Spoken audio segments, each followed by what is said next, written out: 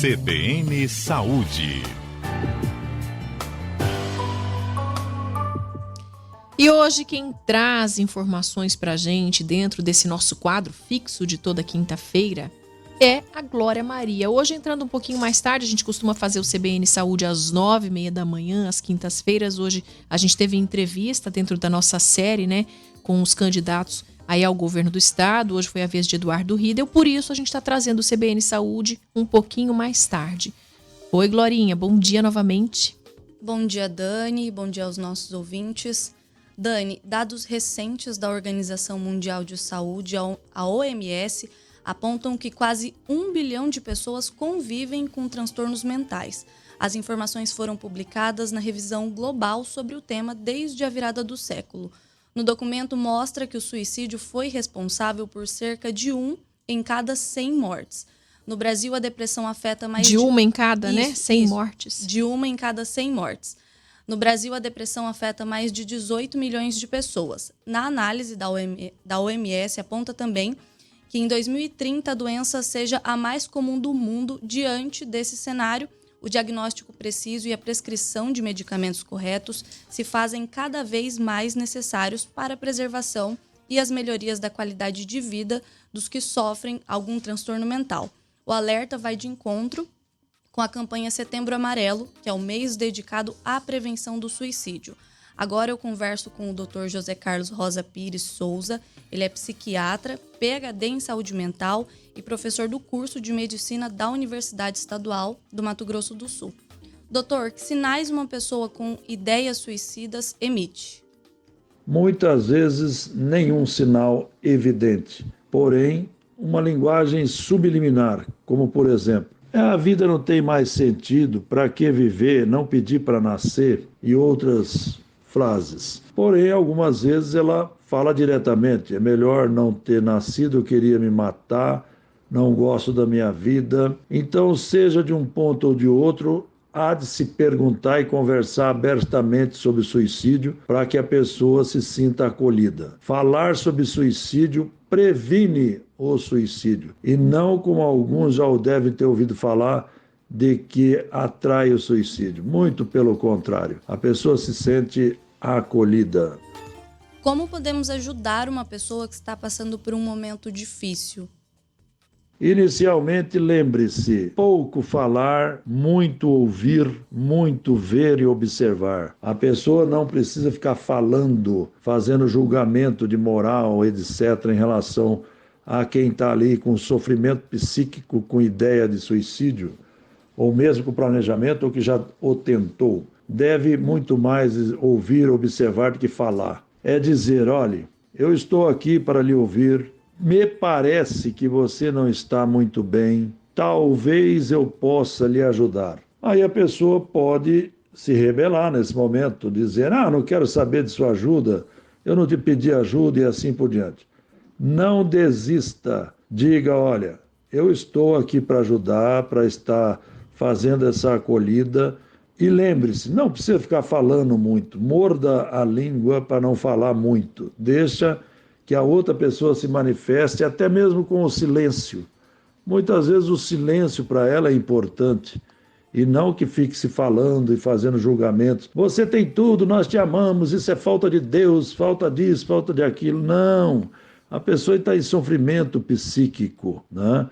Não tem nada a ver com isso, ela precisa ser acolhida e ouvida. Quais são os fatores de riscos que podem levar uma pessoa ao suicídio? Primeiramente, cada caso é um caso. Uma pessoa pode pensar em se matar desde que perdeu um ente querido, ou então foi assaltado, ou mesmo uma criança que tirou uma nota ruim na escola. Então, o estímulo é diferente de cada pessoa para pessoa. Então, fatores de risco podem ser uso de drogas e álcool, pode ser adolescência, que a segunda causa de morte adolescente é o suicídio, só perde para acidente de trânsito. Deve-se levar em conta se a pessoa tem um aporte familiar, amigos, familiares que possam acolhê-lo. Pessoas muito radicais, tanto de uma personalidade radical ou então escrúpulos religiosos, radicalismo político, religioso. Esses extremismos são perigosos, porque a pessoa não vê outra forma de sair daquele quadro. Então, há de se lembrar que, antes de ter qualquer radicalismo, ela é um ser humano que pode ter ali uma deficiência de serotonina, que é um neurotransmissor cerebral envolvido na depressão, que é um grande fator de risco também. 60% dos depressivos pensam em suicídio, 15% acabam tentando. A maioria não consegue, eu sempre digo, né? E isso há de ser conversado abertamente com as pessoas em sofrimento psíquico e risco de suicídio. Existe alguma atividade que pode auxiliar a afastar as ideias suicidas? 90% das pessoas que pensam em suicídio e que tentam têm algum transtorno mental, como depressão, dependência de álcool e drogas, ansiedade e outros sintomas psíquicos graves. Atividades como abordagem biopsico-socioambiental, histórico-cultural e religiosa no sentido de crenças são importantes, é a chamada abordagem integral do ser humano. Então, essas atividades integrais, a abordagem multidisciplinar é primordial para que a pessoa saia de um quadro de depressão, dependência de álcool, drogas ou outros fatores que estão levando às ideias de suicídio.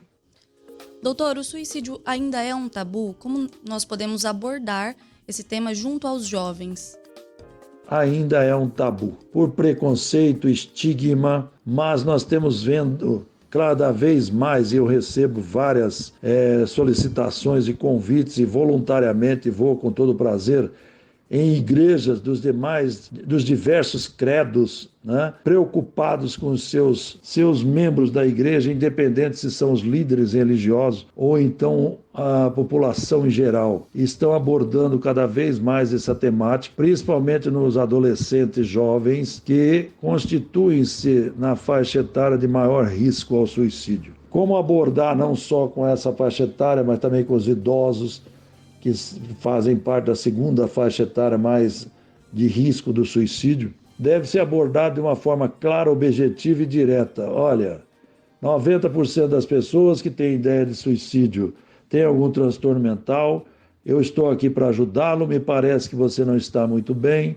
talvez eu possa lhe ajudar, e aqui estou. E fica quieto, só observar, ouvir, para que a pessoa possa se manifestar. Essa manifestação pode ser até mesmo com um silêncio. Fique ali, o importante é a acolhida, a proximidade dessa pessoa. E lembrar que existe tratamento, existe solução. Mas você não é médico e mesmo que seja da área de saúde, você não vai tratar de um parente que não é o mais adequado pelo envolvimento afetivo que você tem ali naquele momento. Então, há de se procurar ajuda multidisciplinar que existe tanto em nível de serviço público de saúde, como particular e convênios de saúde. Para as pessoas que não têm condições financeiras e estão precisando de ajuda, o que elas podem fazer? Independente da situação socioeconômica da pessoa, ela precisa ser acolhida e levada para um atendimento médico que vai fazer uma integração com uma equipe multidisciplinar, com psicólogos, terapeutas ocupacionais, educador físico, se necessário, nutricionista e outros.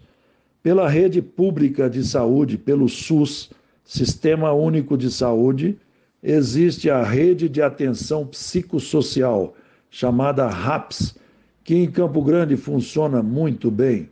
É de porta aberta, quer dizer, a pessoa pode chegar diretamente a um CAPS ou uma UPA, Unidade de Pronto Atendimento, e solicitar ajuda de saúde mental. Há também ambulatório de saúde mental no CEM, Centro de Especialidades Médicas aqui em Campo Grande, e um aparato de atendimento multidisciplinar pela rede pública de saúde que funciona muito bem. Como também os convênios de saúde são obrigados a fornecerem atendimento psicológico, terapêutico ocupacional, fonoaudiológico, assim como o que já faz há muito tempo, fisioterápico. E Todo convênio de saúde há de marcar a consulta para o paciente em um período máximo de 14 dias. E caso for de urgência ou emergência, a pessoa está em risco de se matar, deve ser levada a um pronto-socorro do convênio de saúde e, se for pela rede pública, levar a UPA, Unidade de Pronto Atendimento, onde ali ela será acolhida, tratada e encaminhada para internação, o que acontece em muitos dos casos, e também para ambulatório, se for o caso. Então, só para reforçar, né, Dani, é um assunto muito importante. O Dr. José Carlos Rosa falou todas as possibilidades que nós temos aqui, totalmente de graça. Uma entrevista muito esclarecedora, inclusive, né, Glória, que você fez com ele.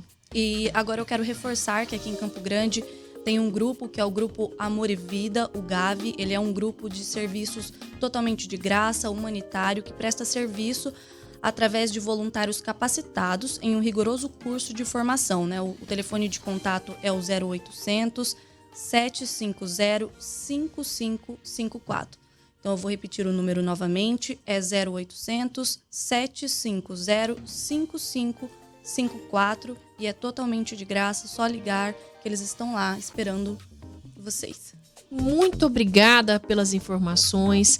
A gente falando aqui desse Setembro Amarelo importantíssimo, né? Com os esclarecimentos do médico, do doutor, esse psiquiatra. Lembrando o nome dele? Dr. José Carlos Rosa Pires de Souza. Dr. José Carlos, obrigada pela sua participação, por nos atender. Glorinha, é isso. E a gente traz mais desse assunto na semana que vem, né? Sim, Dani, eu tô preparando um material com bastante informações, inclusive essas que o doutor falou, né? Sobre locais que as pessoas podem se dirigir. E vai ter também o contato desse grupo de apoio, do CVV e locais daqui da capital que prestam um serviço totalmente de graça e não precisa de agendamento. Se você estiver passando aí por um momento difícil, é como o doutor mesmo falou, é só chegar num UPA, num CAPS, que eles estão totalmente capacitados. Combinado. 10 horas e 19 minutos em Mato Grosso do Sul.